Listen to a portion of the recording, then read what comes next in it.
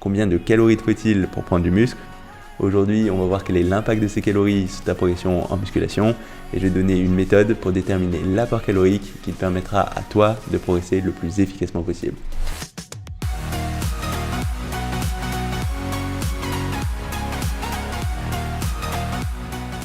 Salut, ici Nico et bienvenue dans cette nouvelle vidéo dans laquelle on va parler de nutrition et plus précisément de la quantité de calories dont tu as besoin pour progresser. Parce que si ça fait un petit temps que tu fais de la musculation, tu t'es probablement rendu compte que la nutrition c'était un point extrêmement important pour réussir à construire du muscle et que si tu mangeais pas suffisamment, ça allait être très dur de voir une progression. Et si tu as déjà été confronté à la stagnation, tu as peut-être fait comme moi il y a quelques années, c'est-à-dire d'être allé voir sur internet quelle formule te permettait de calculer la quantité de calories dont tu avais besoin. Et si tu as fait ça, il y a fort à parier que tu as dû être un peu surpris par le résultat que tu as obtenu. En général, la plupart du temps, avec ces formules, on se rend compte qu'on a tendance à manger vraiment pas assez. Mais est-ce que c'est vrai? Est-ce que cette quantité de calories calculée, elle correspond vraiment à quelque chose que tu dois atteindre pour progresser en musculation? Parce que dans les faits, ce que je me suis rendu compte à la fois sur moi et avec les personnes que j'ai coachées, c'est que souvent, ça correspondait pas vraiment à de la réalité. Et du coup, je vais aller faire le tour de la science pour voir exactement de quoi il s'agit. Tout d'abord, je me suis posé la question de savoir quel était le vrai rôle de cet apport en calories. Est-ce que c'est vraiment grave de ne pas manger assez de calories? Quelle va être la quantité de calories dont tu as besoin pour construire du muscle? Mais aussi, est-ce que ça va être possible de calculer par des formules de façon efficace la quantité de calories dont toi tu as besoin? Et à la fin, je te donnerai quelle est ma méthode que j'utilise moi personnellement et avec les personnes que j'ai suivies pour déterminer la quantité de calories qui te permettra de prendre du muscle. Donc sans plus attendre, c'est parti. On va aller voir déjà quel est l'impact de ces calories sur ta progression. Et j'ai trouvé pas mal d'études autour de tout ça. Et la première chose qui est ressortie, c'est que de façon générale, si tu n'as pas assez de calories, tu auras tendance à perdre du muscle. Et ça a été entre autres mis en avant dans une étude de 2008 de Stigler et ses collègues qui ont fait le tour de la littérature concernant l'impact de restrictions alimentaires et l'exercice dans le cadre d'une perte de poids sur à la fois la masse totale de muscles et le métabolisme, c'est-à-dire la quantité de calories que tu vas brûler à tout moment. Et ce qui en est sorti, c'est qu'une restriction alimentaire, un déficit calorique, ça entraînait à la fois directement une baisse de la masse musculaire, mais aussi une diminution du métabolisme. Ça veut dire que si tu n'as pas assez de calories, non seulement tu vas avoir tendance à pas construire du muscle, mais même à perdre du muscle, mais qu'en plus, tu auras tendance à brûler de moins en moins de calories au fur et à mesure que tu vas prolonger ce déficit calorique. Et d'ailleurs, c'est entre autres pour ça que les personnes qui sèchent depuis très longtemps ont de plus en plus de mal à sécher. Parce que plus ils vont prolonger le déficit calorique nécessaire pour perdre du gras, moins leur corps aura tendance à brûler des calories et ce sera de plus en plus dur de perdre du gras. C'est pour ça que de temps en temps, on prendra des pauses au niveau de la diète, c'est-à-dire qu'on ne peut pas maintenir une sèche pendant trop longtemps. Donc ça, c'est le premier point. Si tu n'as pas assez de calories, ce sera très dur de construire du muscle. Ensuite, à l'inverse, la science montre que si tu as un surplus calorique, même si tu ne fais pas de musculation, tu auras tendance à construire plus facilement du muscle. Et ça a été notamment mis en avant dans une étude de 2012 de Bray et ses collègues qui ont regardé l'impact d'un surplus calorique sur la prise de poids et la prise de muscle à l'échelle de 8 semaines. Et ce qu'ils ont fait, c'est suivre un ensemble de sujets pendant 13 à 25 jours pour savoir quel était l'apport calorique dont ils avaient besoin. Puis dans un deuxième temps, ils ont augmenté cet apport calorique de 40%. Ils ont regardé quel était l'impact de cette augmentation sur 8 semaines. Et ce qu'ils ont fait aussi, c'est subdiviser ces sujets entre 3 groupes. Un groupe qui consommait 5% de ses calories sous forme de protéines, un groupe qui consommait 15% de ses calories sous forme de protéines et un groupe qui consommait 25% de ses calories sous forme de protéines. Et ce qui en est sorti à la fin des 8 semaines, c'est que tous les groupes ont pris du poids, mais que le groupe qui consommait 5% de ses calories sous forme de protéines avait pris moins de poids, mais surtout avait pris que du gras et pas de muscle. Alors que le deuxième groupe qui prenait 15% de protéines, ils ont pris près de 6 kg au total, mais presque 3 de ces kilos étaient du muscle. Et le dernier groupe qui consommait 25% de ses calories sous forme de protéines avait pris 6,5 kg de poids du corps au total, avec plus de 3 kg qui étaient du muscle. Donc ce que ça veut dire tout ça, c'est qu'à partir du moment où tu vas avoir un surplus calorique avec assez de protéines, tu vas réussir à construire du muscle même si tu t'entraînes pas. Parce que dans ce cas-là, il n'y avait pas d'entraînement de musculation. Du coup, la question qui se pose, c'est quelle va être la bonne quantité de calories, quel va être le surplus en calories dont tu as besoin pour construire du muscle de façon efficace. Et là, j'ai trouvé encore pas mal d'études, dont une première étude vraiment intéressante qui date de 2002, de Rozenek et ses collègues, qui ont regardé l'impact d'un surplus calorique de 2000 calories par jour chez le débutant. Et ce qu'ils ont fait, c'est qu'ils ont découpé leur sujet en deux groupes.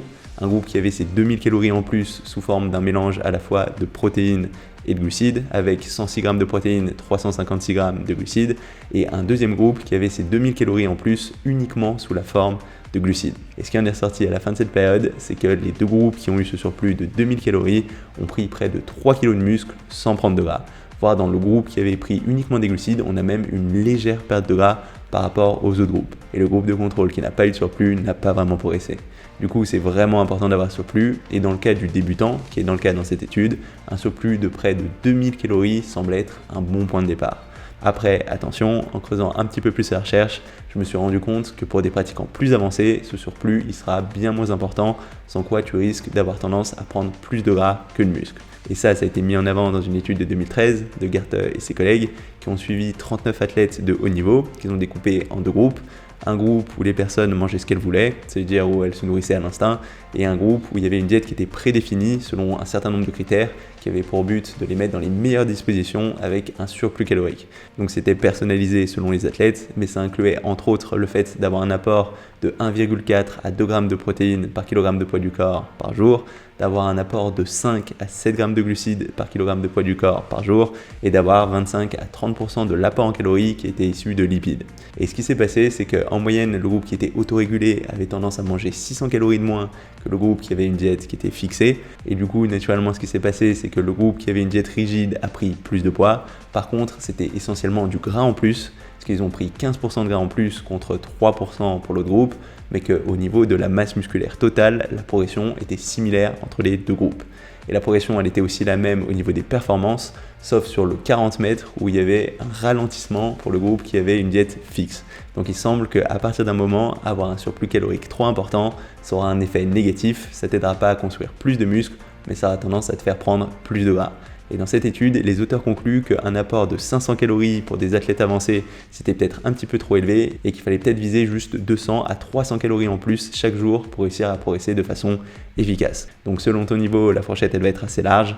Si tu es débutant, tu pourras progresser, prendre du muscle sans prendre de gras avec un surplus calorique de 2000 calories par jour, alors que si tu es quelqu'un qui est plus avancé, un surplus calorique de l'ordre de 200 à 300 calories, ça devrait suffire, et au-delà, tu risques de prendre surtout du gras.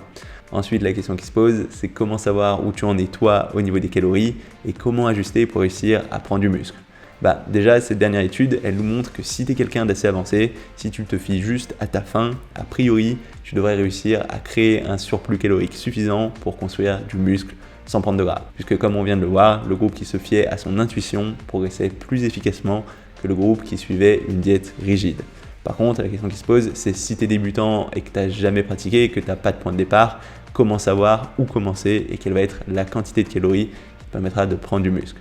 Et si tu as déjà cherché un petit peu sur internet, tu as dû forcément tomber sur un certain nombre de formules qui sont censées te permettre de calculer tout ça. Et une de ces méthodes les plus répandues consiste à calculer ton métabolisme de base, c'est-à-dire la quantité de calories que tu vas brûler au repos, et à le multiplier ensuite par un facteur en fonction de ton activité, si tu es quelqu'un de plutôt sédentaire ou quelqu'un qui fait beaucoup de sport. Et pour calculer ce métabolisme de base, on retrouve en général une formule qui est la formule de Harris et Benedict, qui date de 1919, qui va prendre ta taille, ton poids et ton âge, et qui va te dire quelle va être cette quantité de calories que tu es censé brûler à tout moment. Le truc, c'est que cette formule, elle n'est pas très précise, et du coup, elle a été mise à jour en 1934 par Rosa et Chisgal, qui ont réadapté les différents facteurs, mais toujours en s'appuyant sur le poids, la taille et l'âge, pour donner une grandeur plus précise de ce métabolisme de base. Mais dans les faits, c'est pas quelque chose de très précis. Il y a même plusieurs études qui ont mis en avant que c'était quelque chose de très peu fiable. C'était le cas notamment d'une étude de 2007 de Douglas et ses collègues qui ont suivi 3 groupes de personnes. Un groupe de personnes qui étaient en surpoids, un groupe de personnes qui n'a jamais été en surpoids et un groupe de personnes qui étaient proches de l'anorexie. Et pour chacun de ces groupes, ce qu'ils ont fait, c'est calculer grâce à cette formule quel était censé être leur métabolisme de base, et ensuite calculer par calorimétrie, donc concrètement, physiquement, grâce à une méthode scientifique précise, quel était vraiment ce métabolisme de base. Et ce qui en est sorti, c'est que pour chacun de ces groupes, il y avait de grosses différences entre les valeurs calculées grâce à ces équations et les valeurs réelles mesurées. Et que c'était encore plus vrai pour les gens qui étaient en surpoids. Et aussi, ce qu'ils ont observé, c'est que l'origine ethnique des sujets avait un vrai impact sur ce métabolisme de base et que les grandeurs calculées étaient encore plus fausses sur les personnes qui avaient des origines africaines. Donc ce que concluaient les auteurs, c'est que ces formules calculées, elles n'étaient pas fiables et que pour avoir quelque chose de plus juste, il faudrait tenir compte de cette origine ethnique, mais aussi de l'historique, de l'évolution du poids des différents patients. Et ces limitations des formules, ça a été aussi mis en avant dans une étude de 2007 de Boulata et ses collègues qui ont cette fois appliqué ces formules sur des patients en hôpitaux et qui les ont comparées avec les valeurs mesurées, là encore, par calorimétrie. Et ce qui en est sorti, c'est que ces formules, elles étaient à peu près justes seulement pour 61% des patients et qu'il y avait de grosses différences et des cas où on était très loin de la réalité. Ça veut dire que pour presque 40% des personnes, ces formules, elles ne sont pas du tout représentatives de la réalité. Donc tu vois, il faut vraiment te méfier de tout ce qui va être formule calculée. Ce ne sera pas une bonne façon de savoir ce que tu dois consommer. D'ailleurs, c'est pas très surprenant parce qu'en fait, ces formules, elles tiennent compte que d'un nombre très limité de facteurs. Elles vont tenir compte que de ton poids, de ta taille, de ton âge. C'est-à-dire pas du tout de ta génétique, pas du tout de tes taux hormonaux, pas du tout de ta masse musculaire. Donc il y a plein de facteurs qui font que des gens qui ont la même taille, le même poids, le même âge, ils peuvent consommer des choses très différentes. Et c'est des choses que j'ai déjà observées dans mes coachings. Il y a des personnes qui ont des profils très similaires, mais qui vont consommer des choses très différentes et ça peut aller du simple au double. Du coup, la question qui se pose, c'est si on ne peut pas vraiment suivre ces formules, comment concrètement on va faire pour savoir ce qu'on doit manger en termes de calories. Parce que comme on l'a vu, c'est important d'avoir ce surplus calorique pour construire du muscle. Du coup, maintenant je vais te présenter la méthode que j'utilise personnellement pour calculer la quantité de calories dont j'ai besoin pour construire du muscle, qui est aussi la méthode que j'utilise avec les personnes que j'ai coachées. Et la première chose qu'on va faire, c'est commencer par suivre ce que tu manges actuellement grâce à une application comme MyFitnessPal. Parce que, a priori, à moins que tu sois en train de gonfler à vue d'œil ou de t'amaigrir à vue d'œil, la quantité de calories que tu as aujourd'hui dans ton alimentation actuelle, elle n'est pas très loin de la quantité de calories dont tu as besoin pour te maintenir. Donc dans un premier temps, pendant une semaine, ce qu'on va faire, c'est simplement renseigner tous tes repas dans une application pour réussir à savoir déjà aujourd'hui où tu en es en termes de calories. Donc ça va être notre point de départ. Ensuite, une fois qu'on a ce point de départ, ce qu'on va faire, c'est modifier progressivement ta nutrition pour te rapprocher des grandeurs de base concernant les macronutriments, c'est-à-dire avoir la bonne quantité de protéines, lipides et glucides. Parce que en fait, la qualité de ce que tu manges, ça va changer la façon dont ton corps va consommer les calories. Ça veut dire par exemple que plus tu vas manger de protéines, plus tu auras tendance à brûler de calories. En fait, ça va impacter ton métabolisme et du coup, pour savoir quelle va être la bonne quantité de calories qui va te permettre de construire du muscle, ce sera déjà important d'avoir la bonne qualité d'aliments pour réussir à construire ce muscle. Donc, ce qu'on va viser en général, ça va être d'avoir au moins 2 grammes de protéines par kilogramme de poids du corps par jour, au moins 1 gramme de lipides par kilogramme de poids du corps par jour et autour de 3 grammes de glucides par kilogramme de poids du corps par jour. Et une fois que tu auras mis ça en place en changeant petit à petit tes repas et en essayant de viser la même quantité de calories que ce que tu avais fait avant de commencer ces changements, ce qu'on va faire, c'est ajuster petit à petit ta nutrition en fonction de ton poids et en fonction de ta faim. Donc déjà, ce que je vais te demander de faire, c'est de te peser tous les jours à la même heure et de faire la moyenne sur la semaine. Parce que si on veut vraiment suivre l'évolution de ton poids, il faudra faire attention à tout ce qui est rétention d'eau. Et ça peut pas mal fluctuer sur l'ensemble de la semaine. Et pour être sûr d'avoir une grandeur à peu près correcte, on fera bien attention de se peser toujours à la même heure et de faire ensuite la moyenne de toutes ces valeurs. Comme ça, on va pouvoir voir comment ton poids évolue d'une semaine à l'autre et on va pouvoir ajuster petit à petit la quantité de calories que tu vas avoir pour être sûr de ne pas prendre du gras trop vite ou à l'inverse, de ne pas être en déficit calorique. Et à partir du moment où se stabilise, ça y est, tu vas avoir ton métabolisme de base. Et là, ce qu'il va falloir faire, c'est créer un surplus calorique pour être sûr de progresser de façon efficace. Alors, comme on l'a vu, si tu es débutant, tu pourras être autour de 2000 calories de surplus et progresser très efficacement.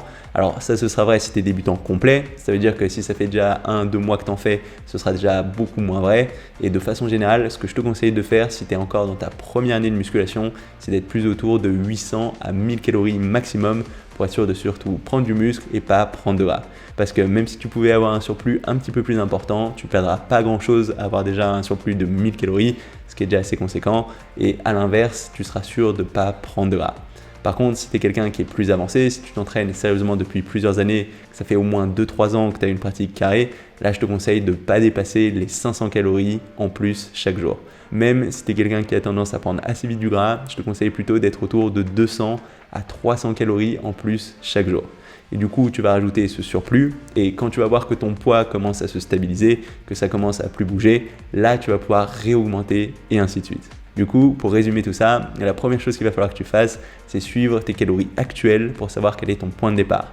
Ensuite, à partir de là, c'est modifier tes macronutriments, tes apports en protéines, lipides et glucides pour être sûr d'avoir la bonne qualité avant de t'intéresser à avoir la bonne quantité. Et à partir de là, en te fiant à la fois à ton poids et à ta sensation de faim, tu vas ajuster tes lipides et tes glucides pour avoir un poids stable. Et ensuite, ce que tu vas faire, c'est créer ce surplus calorique. Si tu es débutant, être autour de 800 à 1000 calories. Et si tu es quelqu'un de plus avancé, être plus autour de 200 à 500 calories en plus chaque jour. Et tu vas réaugmenter ce surplus à chaque fois que tu vois que ton poids va commencer à stagner. Du coup, concrètement, ça veut dire que tout ce qui va être formule calculée, ce ne sera pas terrible pour savoir quelle va être la quantité de calories idéale pour prendre du muscle. Mais ces calories, elles sont importantes. Encore une fois, ça ne va pas être le seul facteur.